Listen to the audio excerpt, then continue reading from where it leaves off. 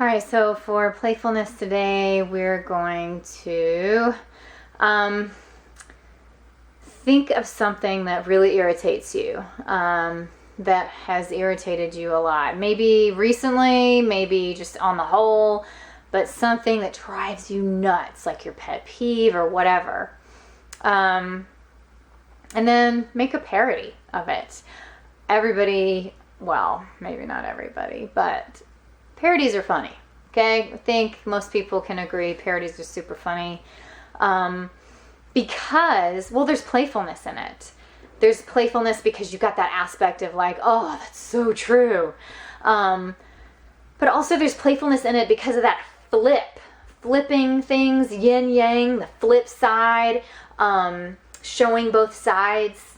And I don't know, I feel like anytime you flip something to its polar opposite, or it does shake it up, stir it up, make it more playful. I feel like a lot of things that shake or stir us up are very related to playful. The very feeling and concept of playful and play. That is kind of what play is. I mean, I see like two dogs like tumbling or wrestling. I mean, they're shaking it up, they're flipping it, and there's playfulness to it.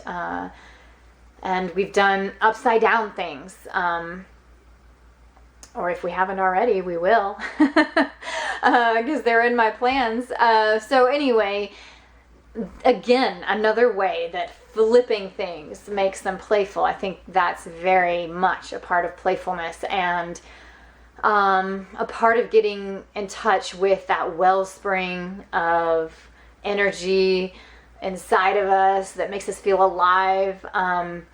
So parodies are that. Parodies are flipping things. They're flipping a situation. So if you pick something that really irritates you, I mean, it's the reason that I'm asking you to pick something that irritates you is because usually you can get like passionate about it, but also you can release a lot of the irritation in laughing at it and getting playful with it and flipping it to its opposite, or being sarcastic and just, like I said, blowing off the steam. So flip it. Do a parody of something that irritates you. Let's say, I don't know, you're super irritated about, I don't know, how people drive or something, and so you do this parody of people learning to drive in a driving school, and they're taught like all the wrong things, or they ask really obvious questions, and it, something that's a parody, that's flipping it. Kind of showing the opposite, like here's the teacher actually teaching them how to drive like this. Or, hey, the best thing you can do when somebody's trying to get around you is to pull right in front of them and cut them off, because that way everybody stays nice and slow and nobody actually gets to go where they're going. Or so, something that's sarcastic, that's flipping it, taking the irritating thing. Because also the other fun in this, I mean, not only is there creativity and flipping it and whatever, but you start to get some insight too. I mean, flipping things really shows you the other side. Maybe stuff that you're not noticing. Maybe you're so bogged into the frustration, like these drivers, nah, or whatever it is, that you're not seeing or even taking the time to think about why it is that actually bothers you. What is it about those drivers? Is it that they are not paying attention to other people?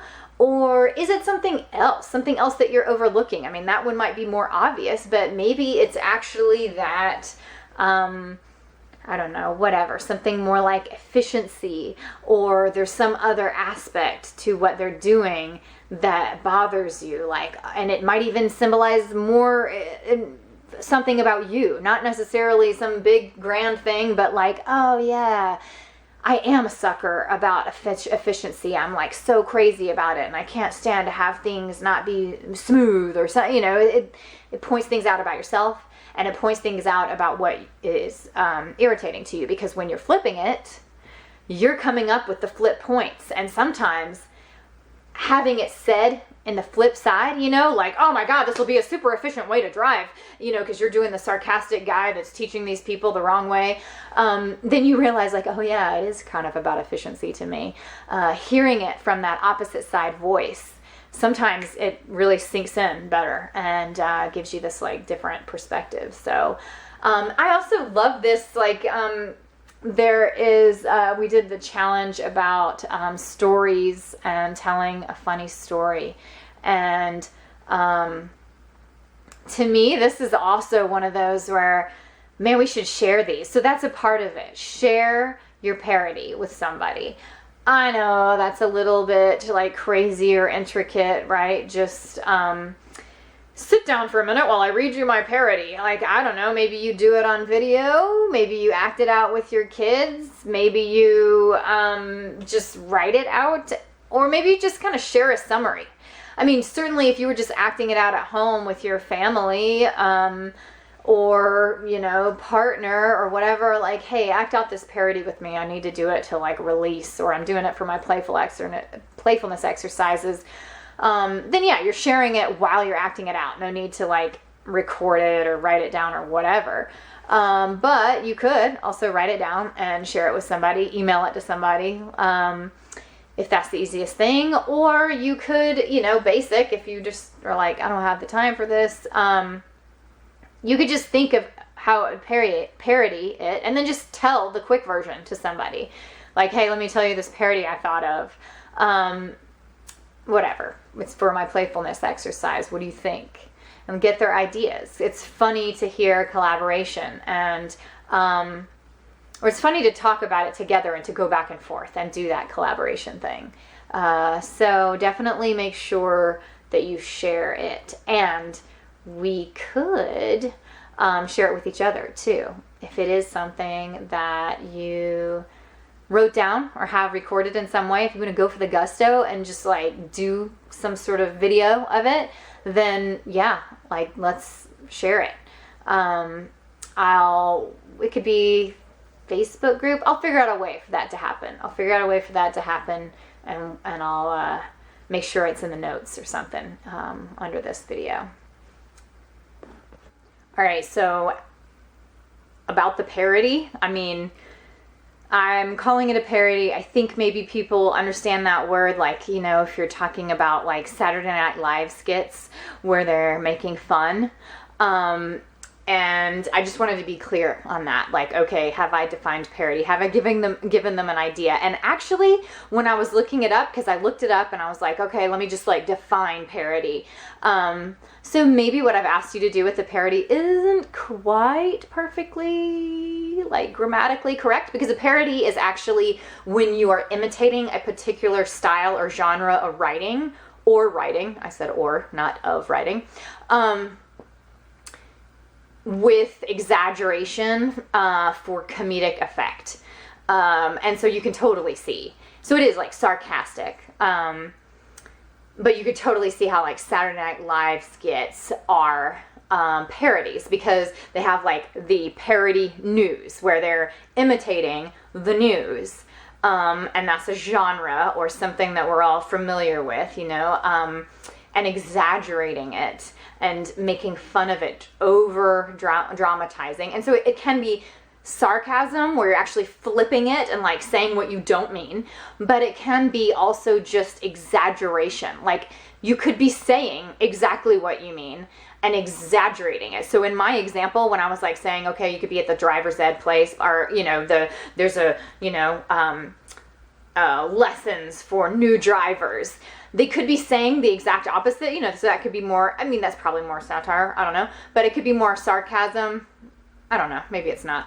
Let's not get into the technicals, all right? This is already a long enough video now, because we're trying to like get it technically mapped out. So let's not try that anymore. But at the very least, I'm going to make sure that my instructions are clear, or that your idea of what I'm after is clear. So if we're talking about the, you know, drivers, whatever, we could say the opposite. You know, we could make it more sarcasm, and we'd be like, yeah, man, cut somebody off. That's great. Like, it'll make everybody slow down, which is kind of the opposite. Or you could exaggerate exactly what you do mean.